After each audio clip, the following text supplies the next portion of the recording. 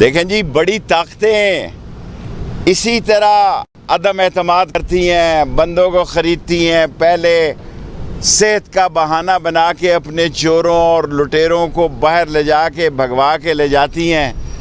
سارے فیصلے سے قوم میں مایوسی کی لہر دوڑی ہے اور ایک زندہ قوم محسوس کر رہی ہے کہ بعض گندی نالی کی اینٹیں جو کرپشن میں ملوث تھیں انہیں اقتدار کے محلوں میں لگایا جانے کی سازش ہو رہی ہے، اور یہ وقت قریب ہے۔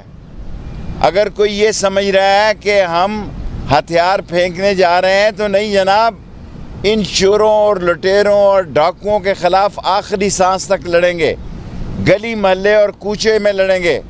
اور میں تو عمران خان صاحب کو کل کہہ چکا ہوں، ابھی بھی کہوں گا کہ آخری آپشن ہمارے پاس یہ ہے کہ ہم استعفے دے دیں، کیونکہ ان چوروں کے ساتھ ملک نہیں چل سکتا۔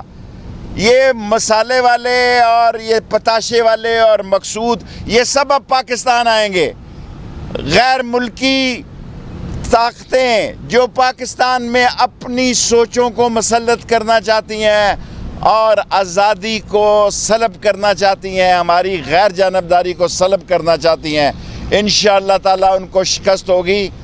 گھڑی دو گھڑی کی جیت یا ہار کا مسئلہ نہیں ہے، اصل مسئلہ یہ ہے کہ ہر کوئی اس کیس میں ایکسپوز ہو گیا ہے۔ تمام طاقتیں اس میں ایکسپوز ہو چکی ہیں، اور انشاءاللہ تعالیٰ مجھے امید ہے کہ اچھے فیصلے آئیں گے۔ شام کو عمران خان خطاب بھی کرے گا۔ میں 3 مہینے پہلے کہتا تھا استعفے دے دو، مجھے پتا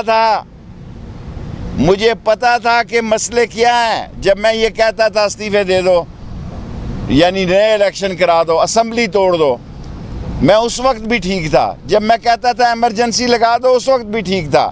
جب میں کہتا تھا گورنر راج لگا دو، میں اس وقت بھی ٹھیک تھا۔ اور میں آج بھی کہتا ہوں کہ ہمیں یک زبان ہو کے مستعفی ہو جانا چاہیے اور باہر نکلنا چاہیے۔ قوم کو بتانا چاہیے کہ ان کے اصل چہرے کیا ہیں۔ یہ کرائے کے ٹٹو ہیں، یہ وہ غیر سامراجی سنڈیاں ہیں جو اس ملک کی آزاد خارجہ پالیسی کو کھائیں گی۔